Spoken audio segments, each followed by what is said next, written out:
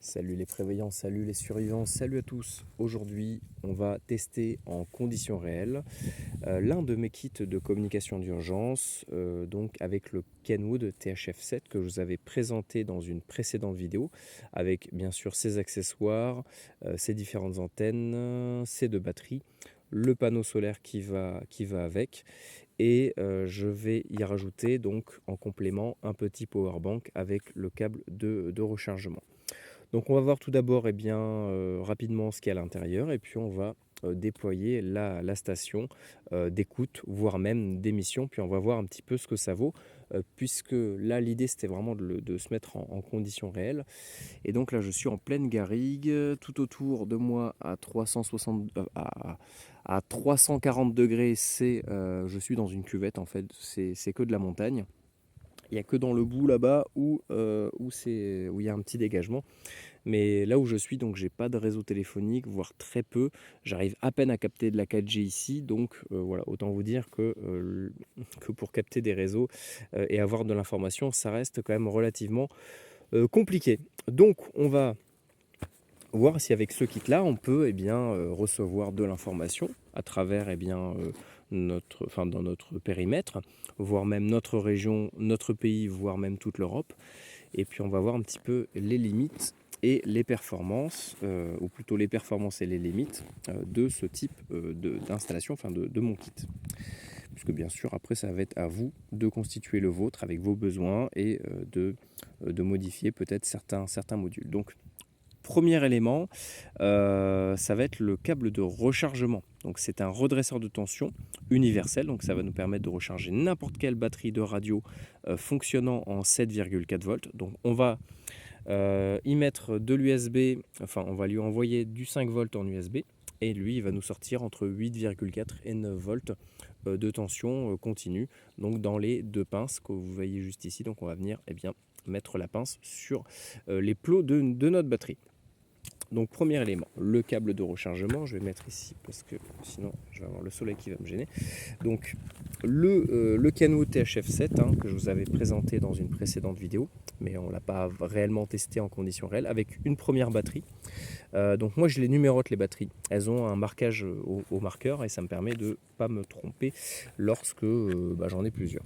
Donc la deuxième batterie, pour jouer un petit peu le jeu, j'ai déjà pas mal entamé celle-là, et donc on va la mettre à recharger pendant qu'on utilise la deuxième pour voir si on peut, voilà, on va pas vraiment le voir mais c'est une manière de vous montrer que l'idée c'est d'avoir deux batteries pour faire un système de roulement avec une batterie qui charge et une deuxième batterie qui est utilisée. Donc là on voit le marquage numéro 1, donc on sait que c'est la batterie numéro 1, ça va être celle à recharger. Donc après notre antenne télescopique qui va nous permettre de nous adapter sur quasiment toutes les fréquences et de nous brancher également sur l'antenne filaire. Et puis voilà, donc l'antenne filaire qu'on va dérouler dans un arbre qui fait à peu près, je crois, 6 mètres de long.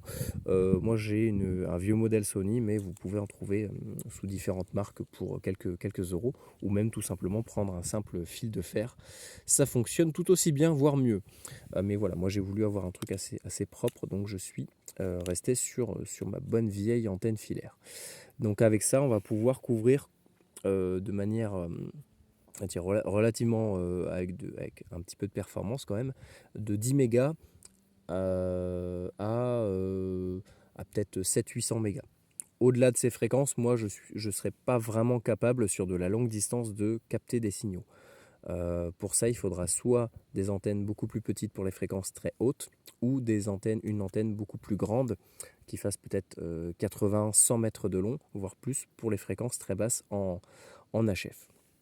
Donc voilà, moi j'ai vraiment me concentrer sur les bandes entre 10 et 800 mégas pour de l'écoute, mais on peut sur des courtes distances recevoir également sur les autres fréquences. Donc le poste, je rappelle qu'avec cette station, je vais pouvoir, au niveau des données techniques, au niveau des performances de l'appareil, je vais pouvoir couvrir de 100 kHz, donc 0,1 MHz, c'est vraiment très très bas, et jusqu'à 1299 MHz. On va pouvoir écouter sur tous les modes de modulation. Je ne parle pas de mode numérique, mais bien de mode de modulation, donc AM, FM, CW, USB, LSB, ce qu'on appelle vulgairement l'ABLU en français.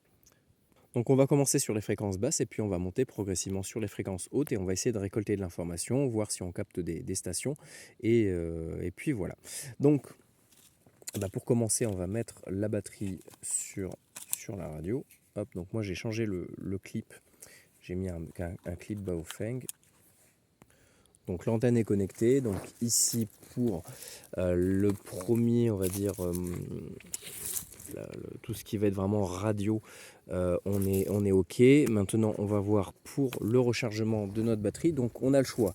Soit on va venir directement charger du panneau à la batterie par le régulateur, enfin le redresseur de tension, à ne pas confondre avec un régulateur qui lui va juste euh, limiter la tension de charge. Lui, il va vraiment booster, on va dire, la tension de charge, mais on va avoir de la perte en ampérage au niveau des ampères.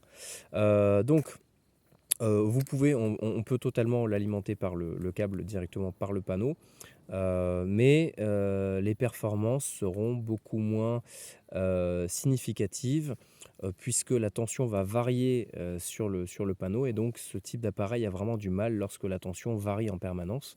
Le mieux c'est de passer par une alimentation un peu plus stable, comme par exemple un power bank qui lui va nous sortir une tension permanente, une tension on va dire constante.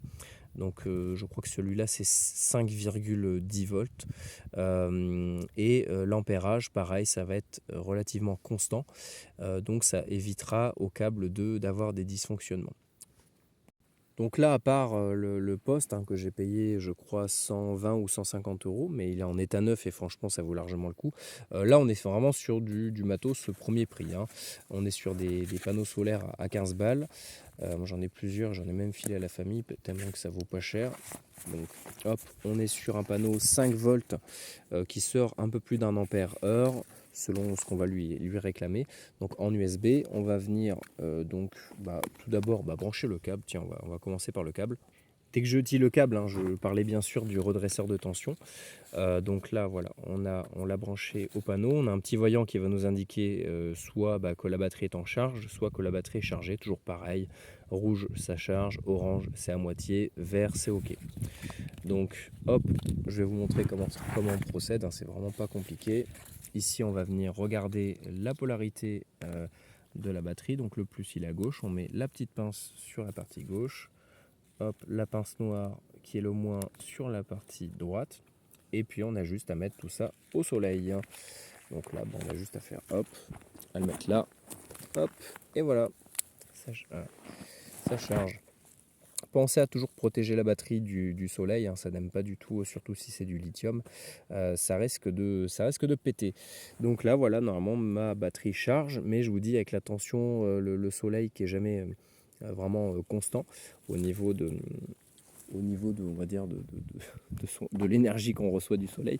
Donc là on le voyait, les voyants étaient allumés, donc je vais vous remontrer rapidement, parce que le souci c'est que ma caméra chauffe dès que je suis en plein soleil et ça me coupe la vidéo. Donc là on voit que c'est en train de charger. Alors ça me le met en vert, je sais plus, je crois. Dans tous les cas la batterie est pas totalement chargée, enfin elle est quasiment vide même, donc là on voit que ça charge correctement, on a bien les voyants qui s'allument, mais je vous dis le mieux c'est quand même de se mettre sur un power bank pour stocker l'énergie de manière beaucoup plus correcte et de la rebalancer de manière avec un signal régulier, constant au niveau du voltage et de l'ampérage. Donc on va venir prendre notre petit câble.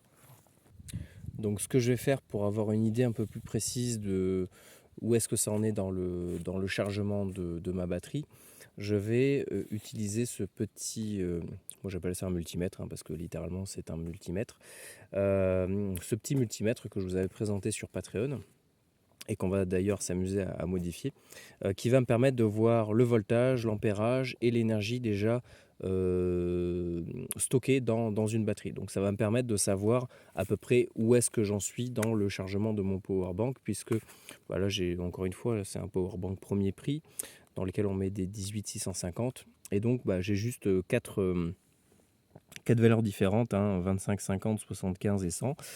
Donc pour moi c'est pas du tout précis. Donc on va venir connecter tout ça. Donc voilà, on a notre powerbank, le câble, hop, le petit multimètre, notre panneau. On va venir l'installer par terre, on va pas s'embêter la vie, on va pas l'installer dans un arbre, hein, mais on pourrait. Et vous voyez comme là, hop, il y a un peu de fluctuation au niveau de l'ensoleillement. Et ça peut causer des problèmes au niveau du chargement des appareils. Donc là, hop, on va tourner le panneau, juste le temps de regarder ensemble. Donc là, on peut voir le temps qui se réinitialise. Donc 4,23 volts, c'est la tension que je reçois à travers le panneau. 0,07 ampères, c'est l'ampérage qui transite entre le panneau et ma batterie. Et 0,0003 mAh, c'est l'énergie déjà stockée dans mon panneau. Donc là, bizarrement, c'est toujours comme ça, il y a un nuage. Mais normalement, je tourne donc sur ce powerbank. Je crois qu'il réclame à peu près entre 0,5 et 0,6 ampères. Voilà, donc on va le laisser tourner un petit peu. Alors le petit truc que j'avais remarqué, c'est que sur ces panneaux-là, alors ce qu'il faut faire, dès que vous avez ce genre de souci, c'est soit que votre câble n'est pas assez gros, la section de câble n'est pas assez grosse, et donc l'ampérage n'arrive pas à... C'est pas dans le bon sens, désolé. C'est toujours un peu compliqué. Donc c'est bon, il s'est réinitialisé, je ne sais pas si vous voyez.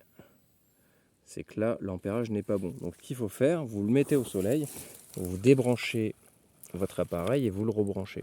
Et là, vous allez voir que normalement, à part si, comme par hasard, là ça le fait pas, mais peut-être j'arrive pas à une main. Il faut vraiment que je me reprenne un pied de caméra. Et donc là, ça nous fait toujours pareil. Je pense que donc c'est l'ensoleillement qui fait ça. Mais donc on est déjà à quasiment 10 mAh d'énergie stockée. Donc on va tester en débranchant ici. Des fois ça marche mieux. On rebranche. Désolé, on prend 5 minutes pour parler de ça, mais c'est important de vous montrer ce genre de truc. Donc là ça devrait monter. Ouais, c'était juste l'ensoleillement. Vous voyez, on passe à 0,15 ampères. C'est bizarre parce que tout à l'heure je plafonnais beaucoup plus haut. Donc c'était bien le soleil.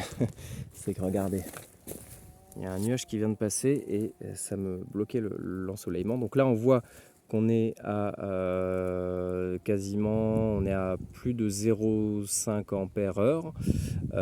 Et donc là c'est relativement, c'est pas important, mais ça permet quand même de recharger assez rapidement le powerbank. De toute façon lui c'est ce qu'il réclame, donc on peut avoir un panneau hyper puissant, ça ne changera pas grand chose puisque le powerbank dans tous les cas prendra maximum 0,5-0,6 ampères pour se recharger. Donc là on voit en bas à droite l'énergie déjà emmagasinée à l'intérieur de la batterie. Donc on va poser le panneau et puis on va le laisser travailler, hein. Et puis on va revenir tout à l'heure. Donc hop, maintenant on va déployer notre radio. Et donc ça je vais le faire dans la partie 2.